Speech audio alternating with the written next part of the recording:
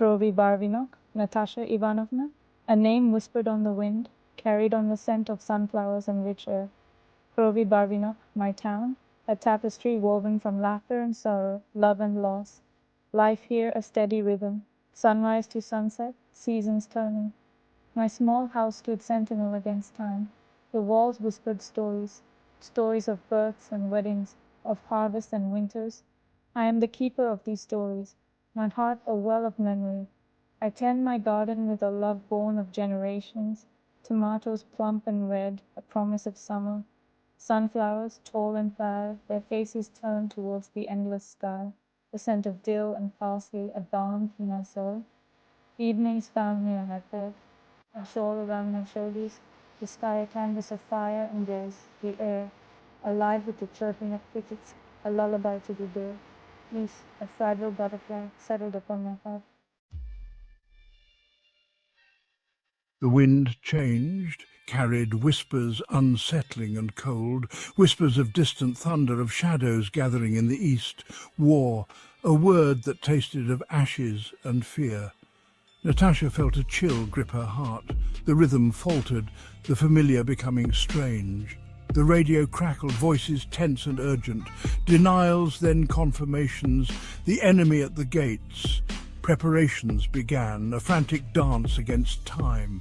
Neighbours, their faces etched with worry, exchanged hurried greetings. Sandbags piled high, a futile attempt to hold back the tide.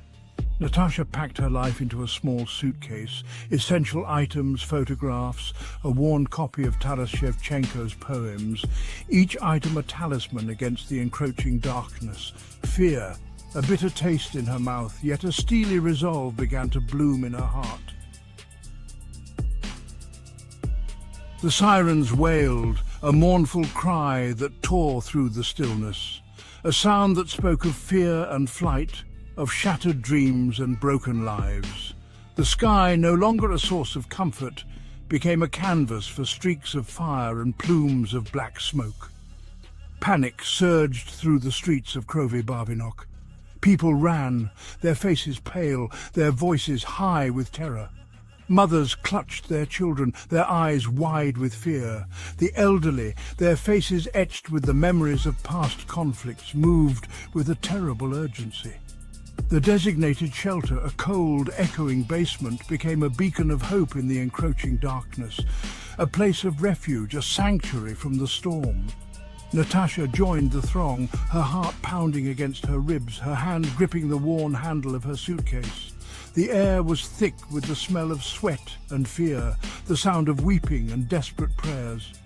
The world outside, once so familiar, had become a place of chaos and terror.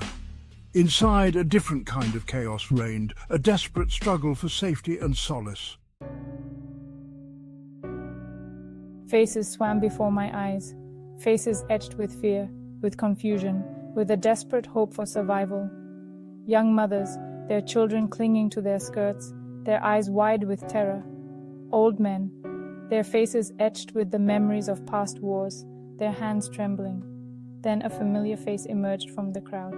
Natasha Ivanovna, you are safe, thank God. Pavel, her neighbour, his kind eyes filled with concern. His weathered face, usually creased with a gentle smile, was now drawn and tight. He held the hand of his young grandson, Kolya, whose lower lip trembled, his eyes filled with tears. He guided her towards a corner where they huddled together, a small island of familiarity in the sea of uncertainty. Natasha's heart ached for the fear in Pavel's eyes, the trembling of Kolya's small hand. In that moment, the weight of their shared history, the bonds forged over years of laughter and sorrow, felt as strong as the steel beams that held the shelter above their heads. We will be all right, Natasha Ivanovna. Pavel said, his voice low and steady, though his eyes betrayed his fear. He squeezed her hand, a gesture of comfort and solidarity. We have survived worse than this. His words, a balm to her frayed nerves. Pavel, a pillar of strength in the face of the storm. His presence, a reminder that they were not alone, that even in the darkest of times, the human spirit could find solace in shared humanity.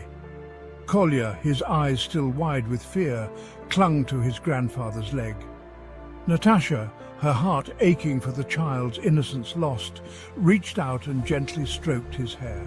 He looked up at her, his eyes questioning, and she offered him a small, reassuring smile.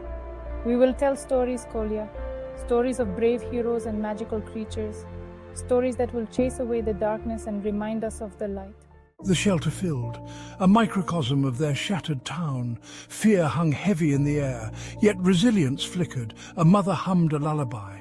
An old man shared his rations, their eyes windows into a world turned upside down. Fear mingled with confusion. War, a thief of childhood. She began to speak, her voice soft but clear. The children leaned closer, hungry for hope. I remember my childhood, long summer days spent swimming in the river. Crisp autumn nights, the air filled with wood smoke and laughter. My grandmother, so kind and wise, she taught me to find beauty in the simplest things. A world untouched by war, where laughter comes easily. Storytelling keeps the past alive, a powerful antidote to fear. Days blur into nights here. Time, it just loses all meaning within these concrete walls.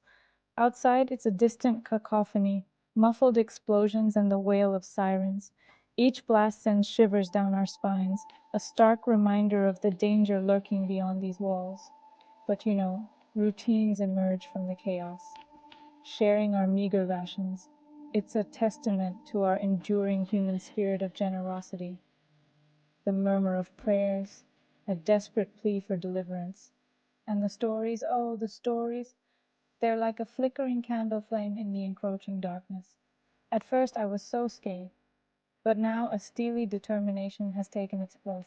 I've become a pillar of strength for those around me, distributing food, offering words of comfort, weaving tales of hope and resilience. This shelter, once a symbol of fear and confinement, has transformed into a sanctuary. It's a testament to the power of our shared humanity to provide solace and strength in the face of adversity. Within these walls, fear and despair battle with hope and resilience, a primal struggle as old as humanity itself. The shelter, a sea of souls, each one carrying their own burdens, their own hopes, their own fears. Natasha observed them, their faces etched with exhaustion and worry. Yet amidst the hardship she witnessed remarkable acts of kindness and compassion. A young mother, her face pale with fatigue, shared her last piece of bread with an elderly man. Two children, their eyes wide with fear, comforted each other, their small hands clasped tightly together. A soldier, his face haggard, offered a reassuring smile to a group of terrified women. These small acts of humanity, like tiny sparks in the darkness, filled Natasha with a sense of hope. They were a reminder that even in the face of unimaginable cruelty, the human spirit could still find a way to shine. They were all in this together, bound by a shared fate. The war had stripped them bare, reducing them to their most primal instincts. Yet it was in these moments of vulnerability, of shared humanity, that Natasha found a strange sense of peace. They were alive for now, and they would face whatever the future held together. Days turned into weeks. The war raged on, a relentless storm that showed no signs of abating. Yet within the confines of the shelter, a different kind of strength began to blossom. The strength of the human spirit, forged in the crucible of fear and uncertainty. I feel it too, a quiet resolve blooming in my heart. I will survive. I will honor the memory of those I have loved and lost. I will continue to tell my stories, to keep the flame of hope alive. I look around at the faces of my neighbors, their features etched with the reflection of their eyes. Their eyes shine with an indomitable spirit. We will endure. We will rebuild. We will find a way to heal.